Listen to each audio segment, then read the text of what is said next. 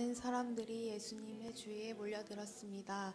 그래서 예수님께서는 배에 올라가 앉으셨고 사람들은 호숫가에 그대로 서 있었습니다. 예수님께서 사람들에게 많은 것을 비유로 말씀하셨습니다. 농부가 씨를 뿌리러 나가 씨를 뿌리는데 어떤 씨는 길가에 떨어졌다. 그러자 새들이 날라와 씨를 모두 먹어버렸다. 어떤 씨는 흙이 별로 없고 돌이 많은 곳에 떨어졌다. 곧 싹이 났지만 흙이 깊지 않아서 해가 뜨자 시들어 버렸고 뿌리가 없어서 곧 말라버렸다. 어떤 씨는 가시덤불에 떨어졌다. 가시덤불이 자라서 그 씨를 자라지 못하게 하였다. 어떤 씨는 좋은 땅에 떨어졌다. 열매를 맺었는데 어떤 것은 100배, 어떤 것은 60배, 또 어떤 것은 30배의 열매를 맺었다. 우리 함께 읽겠습니다. 귀 있는 사람은 들어라. 아멘. 아멘. 오늘은 좋은 밭이 됩시다. 좋은 밭이 됩시다라는 제목으로 하나님의 말씀을 나누도록 하겠습니다. 오늘도 하나님을 예배하기 위해 이 자리에 모이신 우리 젊은 영혼 지체들 모두를 환영하고 축복합니다. 우리 옆 사람과 한번 인사하겠습니다. 좋은 밭이 됩시다. 네, 크게 한번 인사해 볼까요? 좋은 밭이 됩시다. 네, 우리가 오늘도 하나님 앞에 예배할 때 하나님께서 우리의 마음을 좋은 밭으로 바꾸어 주셔서 정말 열매 맺는 인생이 다 되는 저와 여러분들 되시기를 주님의 이름으로 축복합니다. 아멘. 네. 오늘 우리가 예수님의 비유에 대한 말씀 함께 살펴보고자 합니다. 여러분, 비유가 뭐죠? 비유. 네, 비유가 뭡니까? 비유가? 네, 비유라는 것은 우리가 어떤 현상이나 사물을 설명할 때 그것으로 설명하지 않고 다른 것으로 설명하는 것을 비유라고 이야기해요. 근데 예수님께서 이 설교를 하실 때, 사람들에게 말씀을 하실 때 이 비유라는 것을 많이 사용하셨어요. 특별히 어디서 많이 사용하셨냐면 이 하나님 나라를 설명하실 때 이 비유라는 방법을 굉장히 많이 사용하십니다. 그래서 예수님께서 하나님 나라에 대하여 말씀하시면서 하나님 나라는 이런 것이다 라고 이야기하실 때 그 이런 것이 무엇이냐면 그 시대의 사람들이 일상적으로 볼 수 있었고 느낄 수 있었고 만질 수 있었던 것들, 그런 것들을 가지고 예수님께서 하나님 나라를 설명하셨다라는 거죠. 그래서 우리가 이 예수님의 비유를 볼 때에 기억해야 할 것이 무엇인가 하면 이 예수님의 비유, 그 비유를 우리가 올바로 이해함과 동시에 예수님께서 그 비유를 말씀하셨던 그 본의, 진짜 의미가 무엇인가, 우리가 거기에 집중할 수 있어야 한다라는 거죠.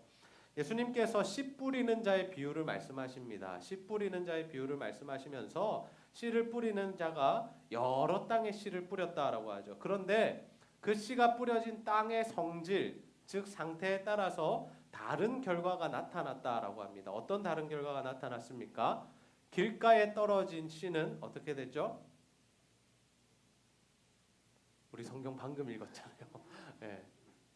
길가에 떨어진 씨는 새가 먹었어요. 네, 그리고요. 또 돌이 많은 곳에 떨어진 씨는 말라버렸죠. 세 번째, 가시덤불에 떨어진 씨는 못 자랐죠. 네 번째, 좋은 밭에는 열매를 맺었어요. 그러니까 예수님께서는 이 비유를 통해서 무언가 하시고 싶은 말씀이 있으셨다라는 거죠. 무언가 하나님 나라를 설명해 주시기 원하셨는데 이런 비유를 통해서 설명해 주셨다라는 거예요. 오늘 우리가 씨 뿌리는 자의 비유, 이 말씀을 우리가 함께 살펴보면서 예수님께서 우리에게 주시는 이 하나님의 말씀이 무엇인지, 또 우리가 어떻게 살기를 원하시는지 이 부분을 깨닫는 저와 여러분이 다 되시기를 주님의 이름으로 축복합니다. 마태복음에는 예수님의 여러 비유가 등장합니다. 그런데 우리가 예수님의 비유를 온전하게 이해하기란 쉽지 않습니다. 왜요? 비유니까요. 그것에 대하여 정확하게 말씀해 주시면 우리가 하나님 나라는 이런 것이구나라고 이해할 수 있는데, 예수님께서는 주로 비유를 말씀하시니까 우리가 그 비유를 온전히 깨닫지 못하고는 하나님 나라를 이해하기가 쉽지 않다는 거예요. 그리고 한 가지 조금 더 어려운 게 뭐냐면 예수님 당시의 사람들은 잘 이해했을 거라는 거죠. 왜요? 예수님과 그 당시 사람들은 그 눈에 보이는 것을 가지고 예수님께서 말씀하셨기 때문에, 그들에게 너무 익숙한 일들을 가지고 말씀하셨기 때문에 너무 잘 알아들을 수 있었죠. 그런데 2000년이 지난 지금 우리가 이 하나님의 말씀, 예수님의 비유를 들으면 그것을 어떻게 해석해야 할까? 예수님께서 왜 이런 말씀을 하셨을까? 우리가 잘 알기 힘들다라는 겁니다.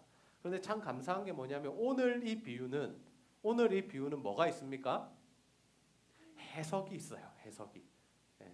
여러분 혹시 그 학창 시절에 공부할 때 문제집을 풀 때 뭐가 있으면 참 좋죠? 답지가 있으면 참 좋죠. 왜요? 모르는 문제는 어떻게 하면 되죠? 답을 보면 너무나 쉽다라는 거죠. 그런데 문제를 풀지 않고 답을 계속 보다 보면 어떻게 됩니까? 실력이 늘지 않아요. 제가 그런 실수를 좀 범했던 것 같아요. 이렇게 열심히 이제 공부를 해야 되는데 모르는 문제가 나왔어요. 그런데 그 모르는 문제를 모르는 게 너무 스트레스인 거예요. 그래서 어떻게 했느냐? 답지를 보고 그냥 답을 적어버렸어요. 그리고 뭐라고 생각했냐면 나는 안다라고 생각했어요. 그런데 그 문제가 시험에 나오면 제가 맞출 수 있을까요? 없을까요? 당연히 없겠죠. 마찬가지 우리가 하나님 말씀 읽으면서 이 비유의 말씀 볼 때 우리가 이 하나님 말씀 이해하는 건 너무나 중요합니다. 그래서 우리가 이 답지를 가끔씩 보기도 하는데 오늘은 다행히 답지가 있어요. 그런데 이 답지를 우리가 잘 보면 답지를 또 공부하면 우리에게 유익이 되지만 그냥 답지만 보고 흘려듣고 넘어가 버리면 아무런 우리에게 의미가 없죠. 여러분 오늘 비유에 나타나는 씨 뿌리는 사람이 누구일까요? 그 농부가 누구일까요? 성경은 예수님이라고 말씀하세요. 예수님께서 이 땅에 복음의 씨앗을 뿌리십니다. 예수님께서 이 땅에 오셔서 무엇 하셨습니까? 하나님 말씀, 하나님 나라의 복음을 선포하셨죠. 모든 사람들이 들을 수 있는 언어로 말씀하셨어요. 예수님께서 이상한 말씀하신 것 아니에요. 다른 나라 언어로 말씀하신 게 아니라 그 나라, 그 당시의 사람들이 잘 알아들을 수 있는 언어로 예수 그리스도의 복음을, 하나님 나라의 복음을 전하셨다라는 거예요. 그런데 그 결과가 어떠했습니까? 그 씨앗이 떨어진 땅의 성질에 따라서, 땅의 상태에 따라서 열매를 맺었든지 못 맺든지 결과가 달랐다라는 거죠. 예수님께서 하시고 싶었던 말씀 이겁니다. 예수님 나라의 복음은 분명하고 하나님 나라의 말씀은 동일한데 이 말씀을 받는 사람이 어떤 마음을 가졌느냐에 따라서 그 결과가 다르게 나타난다라는 거죠. 다시요. 우리도 똑같이 설교 말씀을 듣고 똑같이 우리가 청매로 우리가 묵상을 하고 똑같이 우리가 하나님 말씀 신구약 성경을 읽어요. 한글로 된 거. 영어 잘하시는 분들 영어로 읽어도 좋아요. 그런데 어떻다는 거예요? 그 말씀을 듣는 사람의 상태와 신앙적인 상태에 따라서 그 말씀이 우리의 삶에 역사를 하느냐 아니면 하지 못하느냐가 나뉘게 된다라는 거죠.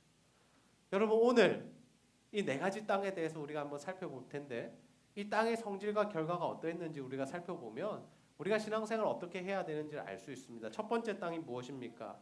길가에 뿌려진 씨죠. 길가에 뿌려진 씨. 여러분 길가에 뿌려진 씨가 어떻게 됐다고요? 악한 자가 와서 그 마음에 뿌려진 씨를 빼앗았다라고 합니다. 우리가 교회에 나와서 예수님 말씀 들어요. 하나님의 말씀을 들어요. 그런데 그 말씀이 전혀 힘을 쓰지 못할 때가 있다라는 거죠.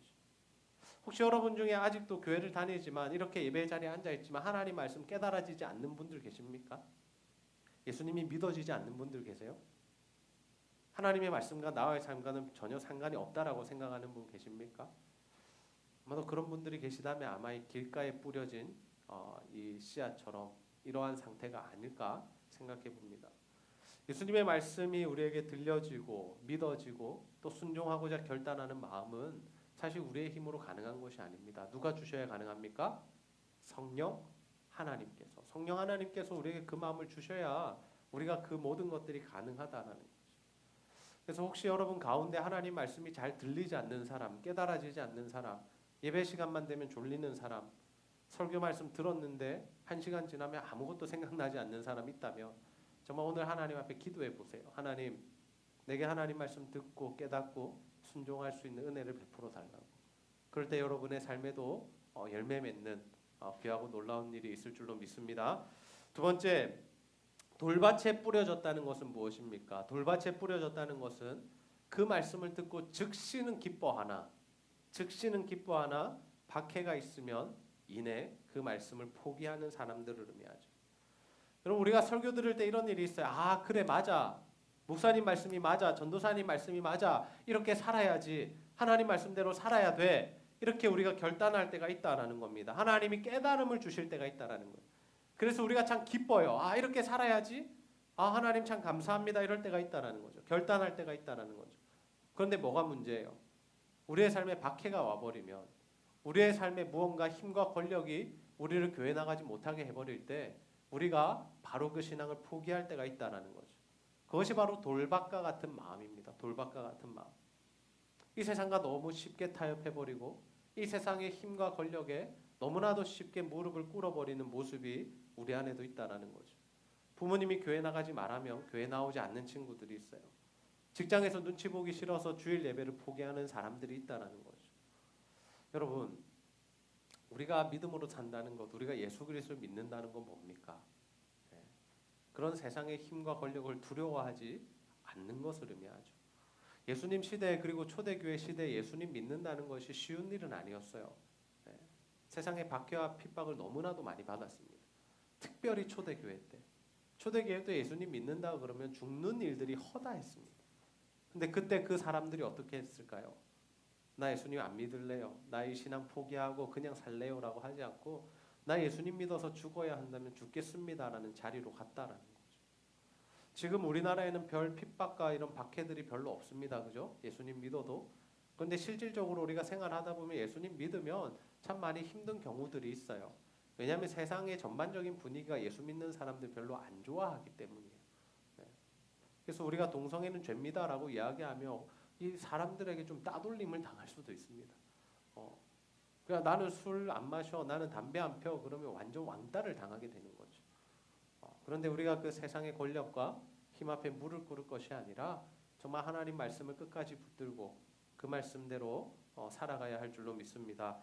세 번째, 가시떨기에 뿌려진 씨앗입니다. 이 씨앗은 무엇이라고 합니까? 처음에는 자라요. 처음에는 자라는데 이 세상의 염려나 재물의 유혹이 있으면 그 말씀을 포기해 버린다는 거죠. 여러분, 우리가 주로 당하는 시험과 유혹이 바로 이것입니다. 어떤 겁니까? 우리는 지금 교회 잘 다녀요. 예배도 잘 드리죠. 그런데 우리가 성적 걱정이 너무 커요. 성적 걱정. 그리고 친구들에게 우리가 인정받는 것, 그것이 너무 크다라는 거죠. 그리고 세상에서 돈을 많이 버는 것, 이 유혹이 너무 강하다라는 거죠. 그래서 대부분 이런 유혹들 때문에 우리가 주일 성수를 잘 하지 못합니다. 친구와의 의리를 지키기 위해 결혼식장에 가는 거죠. 예배를 빼먹고. 성적을 걱정하기 때문에 내일 시험이면 교회에 나오지 않아요. 학원 선생님의 말이 법이고 진리예요. 학원으로 쫓아갑니다. 또 어떤 것들이 있을까요? 우리가 직장에서 인정받기 위해서, 직장에서 돈 벌기 위해서 주일에 출근하라 그러면 어쩔 수 없이 출근하는 일들도 있죠. 바로 이런 모습이 뭐냐면 가시 밭에 뿌려진, 가시 떨기에 뿌려진 씨앗과 같은 모습이다라는 거죠. 뭔가 우리가 하나님의 말씀대로 살고자 하는데 세상의 염려와 또 그런 재물의 유혹들이 오면 쉽게 이겨내지 못하고 금세 거기에 빠져버리는, 금세 거기에 굴복하고 무릎 꿇어버리는 모습이 우리 안에도 있다라는 거죠. 근데 여러분, 우리가 이 모습 극복해야 됩니다. 왜요? 젊은 시절부터 우리가 그렇게 끌려가 버리면, 우리가 학창 시절부터 그렇게 끌려가 버리면 나이가 들어가면서 이겨낼 힘이 없다라는 거죠. 우리가 지금부터 결단해야 한다라는 겁니다. 여러분, 다니엘과 세 친구가 정말 하나님 앞에서 왕의 진미를 먹지 않기로 결단할 때가 언제인 줄 아십니까? 소년들이라 그랬잖아요. 10대예요. 10대. 여기 우리 10대 친구들 누가 있어요? 용진이, 진명이, 보경이, 지민이, 또 누구야? 예담이. 나머지는 20, 30대네요. 네. 네, 10대, 20대, 30대. 우리가 지금 젊을 때잖아요. 이때부터 우리가 결단해야 되는 거예요. 하나님, 내가 하나님 말씀대로 살겠습니다. 세상의 유혹과 재물의 유혹에 내가 넘어가지 않겠습니다. 지금부터 우리가 그 믿음 쌓아가고 지금부터 우리가 그 신앙이 성장하고 자라나야 우리가 30대가 되고 40대가 되고 50대가 돼서도 넘어가지 않는다는 거죠. 여러분, 예수님께서 복음의 씨앗을 많이 뿌리셨습니다. 그런데 실제로는 어때요? 열매를 많이 맺지 못하죠. 확률적으로만 봐도요. 어때요? 4분의 3, 75%가 열매 맺지 못합니다. 그러면 이거 손해보는 장사 아닙니까? 여러분, 우리가 무언가 투자를 할 때 100을 뿌려서 25밖에 우리가 걷어들이지 못한다고 투자할까요? 안 할까요? 해요? 안 해요? 여러분? 해요? 내가 100만 원 투자했는데 25만 원밖에 못 본다고 누가 투자해요? 투자하는 사람이 바보죠. 그럼 예수님 바보라서 이렇게 투자를 하신 걸까요? 예수님께서 여러분 이 투자했다는 게 뭡니까? 예수님께서는 십자가를 지고 죽으셨어요. 사람들을 구원하시기 위해. 그런데 그 복음을 받아들이는 사람들이 적어도 50% 이상은 되어야 뭔가 의미가 있는 것처럼 느껴지지 않을까요? 그런데 너무나도 많은 사람들이 예수님의 이 복음과 예수 그리스도의 십자가를 의미 없게 여겨버린다는 것. 듣지도 않고 깨닫지도 않고 순종하지도 않는다는 것. 그런데 여러분 여기서 중요한 이 차이점이 있는데 그게 뭐냐면 예수님께서 전하신 복음, 예수님께서 흘리신 피는 절대로 손해가 아니다라는 겁니다. 왜요? 좋은 땅에서 몇 배의 열매를 얻었기 때문이죠. 좋은 땅에서 30배, 60배, 100배의 열매를 얻었기 때문에. 여러분 좋은 땅은 어떠하다고 합니까? 우리 마태복음 13장 23절 말씀 한 목소리로 함께 읽어보겠습니다. 시작. 좋은 땅에 떨어진 씨와 같은 사람은 말씀을 듣고 깨닫는 사람이다. 이런 사람은 열매를 맺는데 어떤 사람은 100배, 어떤 사람은 60배, 어떤 사람은 30배의 열매를 맺는다. 아멘. 아멘. 여러분 좋은 땅에 뿌려진 씨앗이 있다라는 거예요. 마음밭이 좋은 사람이 있다라는 거죠. 그 사람들은 몇 배나 결실을 맺는다라고 합니까? 100배, 60배, 30배. 엄청난 열매를 맺는다라는 거죠. 여러분 이것이 바로 하나님 나라의 법칙입니다. 하나님은 순종하는 사람, 말씀대로 사는 그 한 사람을 통해서 엄청난 역사를 일으키세요. 아무리 시대가 어두워도 아무리 시대가 악해져도 하나님 말씀에 순종하는 그 한 사람을 통해서 하나님께서 이 시대를 변화시켜 가신다는 거죠. 여러분 예수님께서 이 땅에 오셨을 때 빛이신 예수님께서 오셔서 어떠한 일들이 일어납니까? 온 세상이 복음의 빛으로 밝혀지는, 온 세상에 하나님 나라의 구원이 임하는 놀라운 사건이 일어나게 되죠. 사도 바울 한 사람을 통해서 어떤 일들이 일어납니까? 정말 그가 예수 그리스도의 말씀대로 살기로 결단하고 복음 전하는 일을 하자 그를 통해서 수많은 교회들이 생겨났죠. 수많은 교회들이. 여러분 우리나라에 왔던 선교사님들 기억하십니까? 우리가 기회가 되면 다음번에 서울의 양화진 선교사 묘비에 갔으면 좋겠는데요. 책도 한번 읽고요. 그 선교사님들이 참 젊은 시절에 왔어요. 그리고 자기 부모가 한국 땅에서 죽었는데 그 대를 이어서 온 선교사님들도 계세요. 정말 자신의 목숨을 내어놓았던 그 선교사님들 때문에 우리나라에 이렇게 많은 교회들이 세워지게 된 거죠. 여러분 비행기 탈 기회가 있으시면 이 낮보다는 저녁에 비행기가 뜰 때나 내릴 때 한번 보십시오. 정말 많은 빨간 십자가들이 우리나라에 있습니다. 정말 많아요.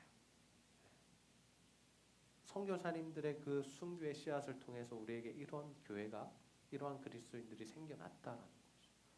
그들이 이러한 열매를 기대했겠습니까? 알았겠습니까? 보았겠습니까? 하나님께서 역사하시니까 그 좋은 밭을 통해서 이러한 역사가 일어났다라는 거죠. 여러분 우리 제자들 교회도 마찬가지입니다. 우리 제자들 교회도 한두 명의 헌신하는 사람들이 생겨나면 그들을 통해 교회가 변화되기 시작한다는 거죠. 여러분 교실에, 여러분의 직장에 예수 믿는 사람 별로 없습니다. 그러나 여러분 한 사람이 하나님 말씀대로 그 자리에서 꿋꿋하게 살아내기 시작하면 그 학교가, 그 직장이 하나님 나라로 변화가 된다라는 거죠.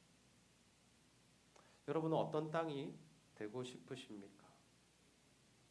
저는 우리 제자들 교회 모든 젊은이들이 좋은 밭이 되어서 열매 맺는 땅이 되시기를 주님의 이름으로 축복합니다.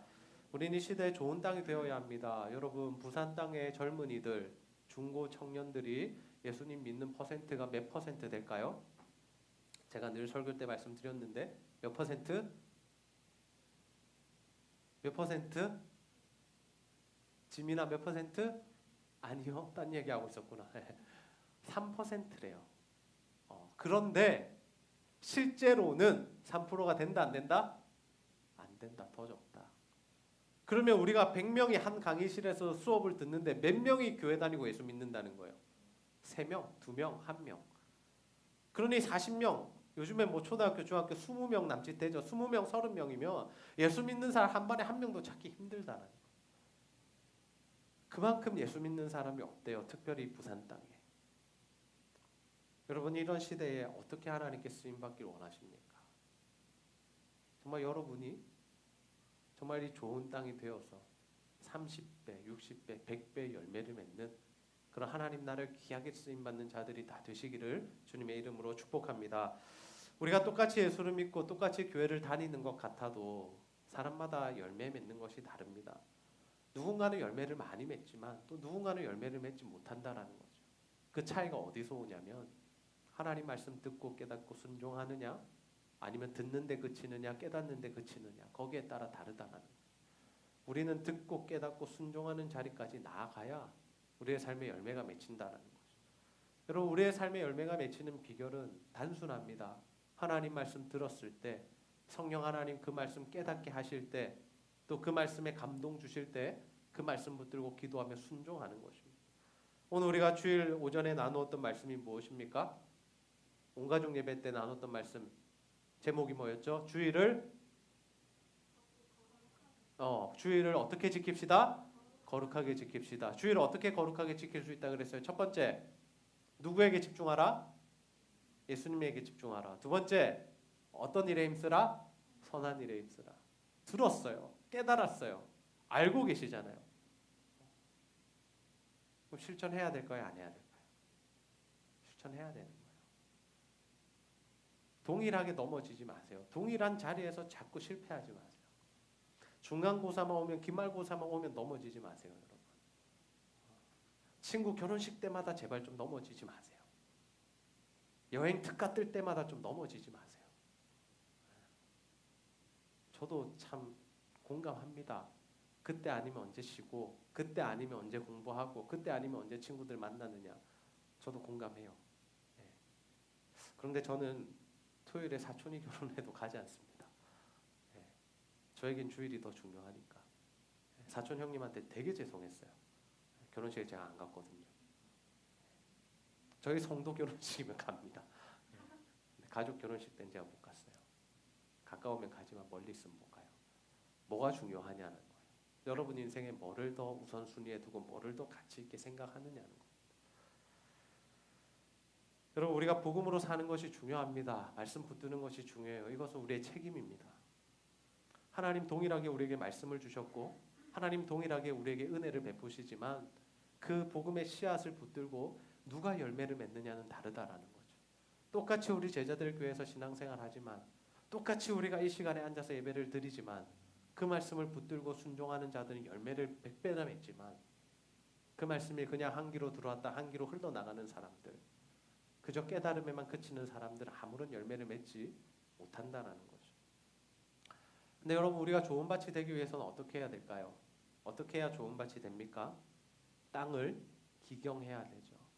여러분 우리 시대는 농사를 지어보는 시대는 아닙니다. 그렇죠? 네, 저도 농사 한 번도 안 지어봤어요. 에스라라는 학교에 가서 그 시간, 그 우리는 이제 의무 시간이 있거든요. 그 시간에 이제 뭐 땅을 파고 고구마 줄기를 심고 뭐 이런 건 해봤는데 실제로 제가 농사를 지어본 적 없어요. 그런데 여러분 상식적으로 농사를 지을 때 땅에 씨앗을 뿌릴 때 땅이 어때야 될까요? 딱딱해야 될까요? 부드러워야 될까요? 왜요? 부드러워야 씨앗이 그 안에서 자라나죠. 그 틈 안에서 물을 먹고 햇빛을 쬐면서. 마찬가지예요. 우리가 하나님 말씀대로 살기 위해서는 무엇이 필요하냐면 마음을 기경해야 됩니다. 우리 마음이 부드러워져야 돼요. 그 부드러워진다는 건 뭐냐면 착해진다는 의미는 아니에요. 착해진다는 의미가 아니라 하나님 말씀이 심길 때 그 말씀대로 순종할 수 있는 유연하고 부드러운 마음이 될 수 있어야 된다는 거예요. 그런데 그렇게 되기까지 무엇이 필요하냐면 연단이 필요해요. 훈련이 필요하고 연단의 과정, 훈련의 과정이 있어야 우리가 그렇게 마음이 부드러워질 수 있다는 거예요. 처음부터 마음이 부드러울 수는 없습니다. 그러면 너무 좋겠지만 그러나 우리가 하나님 안에서 계속해서 연단받고 훈련받고 깨어지고 낮아지고 우리 자신을 드리는 연습을 하기 시작할 때 우리의 마음이 좋은 밭이 되어서 정말 주님의 말씀의 씨앗이 들어오고 심길 때마다 정말 그것이 자라고 열매 맺는 자리로 나아갈 수 있다는 거죠. 오늘 저는 여러분에게 질문하고 싶습니다. 여러분의 마음은 부드럽습니까? 지금 여러분의 마음은 어떤 상태이십니까? 하나님 말씀이 들어오면 아멘으로 받고 그 말씀에 순종하고자 노력하십니까? 아니면 하나님 말씀이 들어와도 너무나 딱딱해서 뿌리를 내리지 못하는 그러한 상태이십니까? 저는 여러분 모두가 정말 하나님의 은혜로 정말 좋은 밭이 되셔서 하나님 베푸시는 그 열매, 하나님 허락하시는 열매를 30배, 60배, 100배나 맺는 자들이 다 되시기를 주님의 이름으로 축복합니다. 말씀을 정리하겠습니다. 오늘 우리는 예수님의 씨 뿌리는 비유에 대한 말씀을 함께 나누었습니다. 예수님이 씨 뿌리는 비유를 말씀하시면서 우리가 이 땅에서 열매 맺는 삶, 하나님의 능력을 나타내는 삶, 그 삶을 사는 비결에 대하여 말씀해 주십니다. 그 비결이 무엇입니까? 우리가 좋은 땅이 되면 우리가 열매 맺는 삶을 살 수 있다는 거죠. 예수님의 복음의 씨앗은 모든 사람에게 뿌려집니다.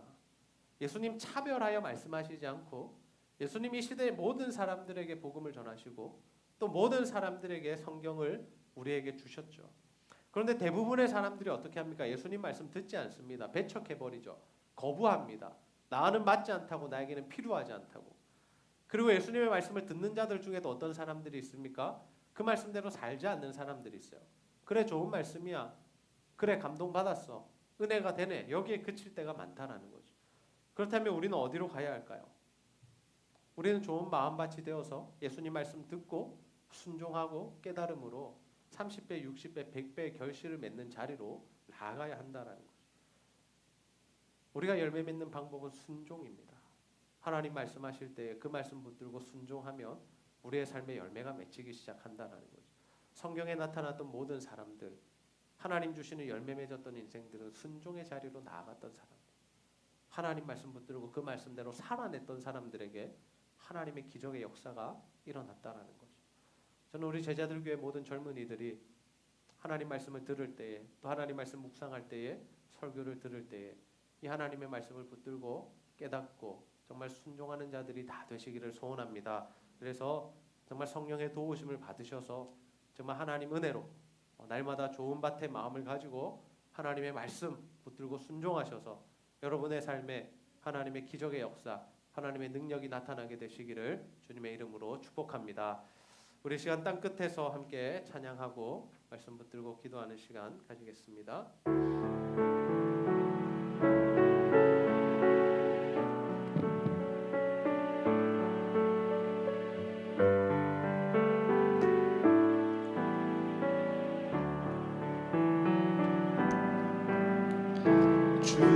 주께서 주신 동산을 땀 흘리며 씹고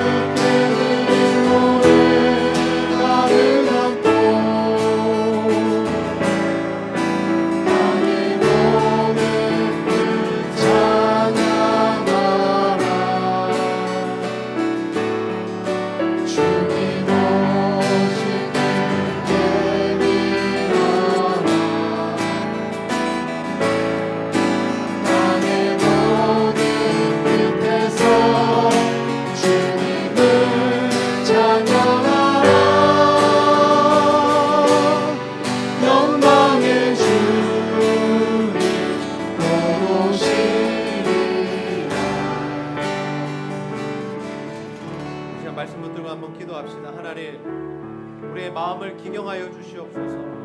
하나님 우리의 마음이 좋은 밭이 되게 하여 주시옵소서. 그래서 정말 하나님 말씀에 순종하여 30배, 60배, 100배의 열매를 맺는 우리의 삶이 되게 하여 주시옵소서. 하나님 이 시대에 정말 순종하는 사람을 통해서 하나님 역사하신다고 말씀하셨사오니 아버지 그 사람이 내가 되게 하시고 우리가 되게 하여 주셔서 정말 하나님께 쓰임받는 우리 제자들 교회 또 우리가 될 수 있도록 인도해 달라고 이 시간 하나님 앞에 말씀 붙들고 간절히 한번 기도하도록 하겠습니다.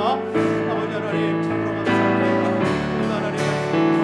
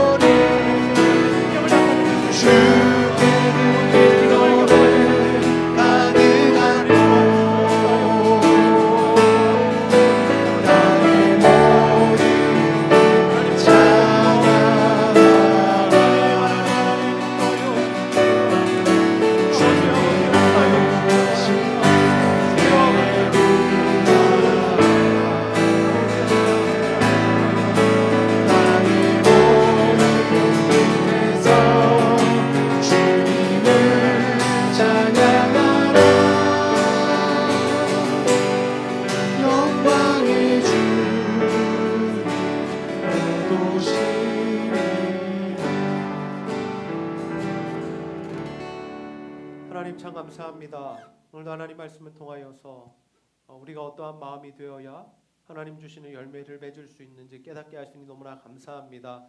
아버지 바라기는 날마다 우리의 마음을 기경하여 주셔서 정말 우리가 예수 그리스도로 말미암아 겸손하고 가난한 마음 되게 하시고 또 하나님의 말씀에 전적으로 순종하는 삶을 살게 하여 주셔서 정말 우리의 삶 가운데 30배, 60배, 100배의 열매가 맺힐 수 있도록 인도하여 주시옵소서. 하나님 점점 예수 믿는 자들이 없어지는 이 시대에 우리가 정말 예수 믿는 자로서 우리에게 처한 환경에서 잘 버티고 또 하나님 다른 이들을 전도하며 살리는 삶을 살게 하여 주셔서 정말 하나님의 역사를 경험하며 하나님의 살아계심을 드러내며 하나님의 능력을 체험하는 우리 모든 제자들 교회 젊은이들의 삶이 될 수 있도록 도와주시옵소서. 감사드리며 예수님의 이름으로 기도하옵나이다. 아멘.